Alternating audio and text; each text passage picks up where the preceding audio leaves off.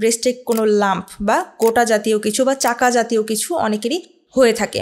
তো আসলে এই সমস্যাগুলো নিয়ে আমরা আজকে কথা বলবো।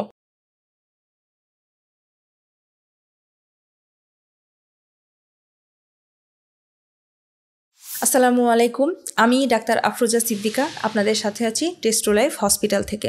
আজকে আমরা কথা বলবো ব্রেস্টের কিছু কমন সমস্যা নিয়ে। অর্থাৎ অনেকেই অনেক সময় বলেন যে ব্রেস্টে ব্যথা হচ্ছে বা স্তনে ব্যথা হচ্ছে।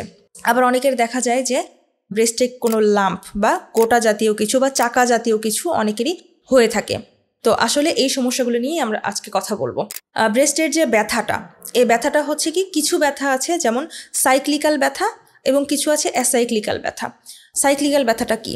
সেটা হচ্ছে যে এই যে আমাদের মাসিক শুরুর আগে, অর্থাৎ মাসিক শুরুর সপ্তাহখানিক আগে অনেকের ব্রেস্টে ব্যথা হয়, যেটা মাসিক হওয়ার পরে এটা কমে যায়। এটা হরমোনাল কারণে হয়ে থাকে, অর্থাৎ মাসিক হওয়ার জন্য যে হরমোনের যে ওঠানামাটা হয়, সেই হরমোনের ওঠানামার কারণেই এই ব্যথাটা হয়ে থাকে। এই ব্যথা নিয়ে তেমন টেনশনের কিছু নেই, আপনি যে কোনো পেইন কিলার বা প্যারাসিটামল খেলে এই ব্যথাটা কমে যাবে, অথবা যদি একটু হট কম্প্রেশন নেন তাহলে একটু আরাম বোধ করতে পারেন। তবে কিছু ব্যথা আছে অ্যাসাইক্লিক্যাল, অর্থাৎ এটার মাসিকের সাথে কোনো সম্পর্ক নেই, এটা আপনার যে কোনো সময় হতে পারে। এটা হচ্ছে অ্যাসাইক্লিক্যাল ব্যথা, এবং এরকম ব্যথা যদি থাকে তাহলে অবশ্যই সেটা আপনি কনসার্নে নেবেন এবং ডাক্তারকে দেখাবেন।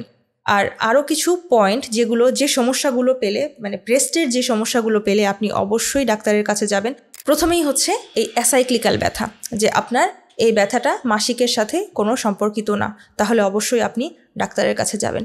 আরও কিছু আছে যে ব্রেস্টে যদি আপনি কোনো চাকা দেখতে পান, অর্থাৎ সেটা ছোট হোক বা বড় হোক বা যে কোনো ধরনের হোক, কোনো চাকা যদি পান তাহলে অবশ্যই আপনি ডাক্তারের কাছে যাবেন।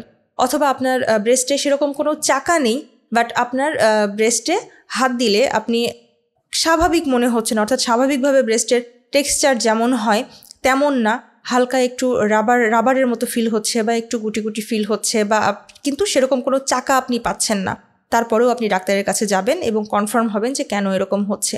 আবার যদি কারো ব্রেস্টে কোনো ডিসচার্জ থাকে, অর্থাৎ সেটা দুধের মতো পদার্থ হোক বা রক্তজাতীয় কোনো পদার্থ হোক, বা যে কোনো ধরনের ডিসচার্জ যখন আসবে আপনি ডাক্তারের কাছে যাবেন। আবার অনেকের দেখা যায় যে ব্রেস্টে চাকা থাকতে পারে, অথবা ব্রেস্টে যদি চাকা নাও থাকে, আপনার যদি অ্যাক্সিলারি এরিয়াতে, বা আমরা যেটাকে বগল বলি, বগলে যদি কোনো আপনি চাকা পান, তাহলে অবশ্যই আপনি এক মুহূর্ত দেরি না করে সাথে সাথে ডাক্তারের কাছে যাবেন। ডাক্তারের কাছে গেলে ডাক্তার আপনার কিছু পরীক্ষা নিরীক্ষা করবে, সেটা আলট্রাসোনোগ্রাফি হতে পারে বা ম্যামোগ্রাফি হতে পারে, বা অনেক সময় দেখা যায় যে আপনার যে চাকাটা আছে সেই চাকাটা থেকে কোনো ডিসচার্জ নিয়ে বা মাংস নিয়ে পরীক্ষা করলো, সেই পরীক্ষার মাধ্যমে কনফার্ম হওয়া যাবে যে আসলে এটা কি ধরনের সমস্যা। ব্রেস্টের যে কোনো সমস্যা, এটা কিন্তু আসলে ঘরে বসে থাকার মতো সমস্যা না, অবশ্যই আপনি এই সমস্যাগুলো নিয়ে ডাক্তারের কাছে যাবেন এবং ডাক্তারের সাথে কথা বলবেন। নেক্সট ভিডিওতে আমরা কথা বলবো ব্রেস্ট ক্যান্সার নিয়ে। ধন্যবাদ সবাইকে।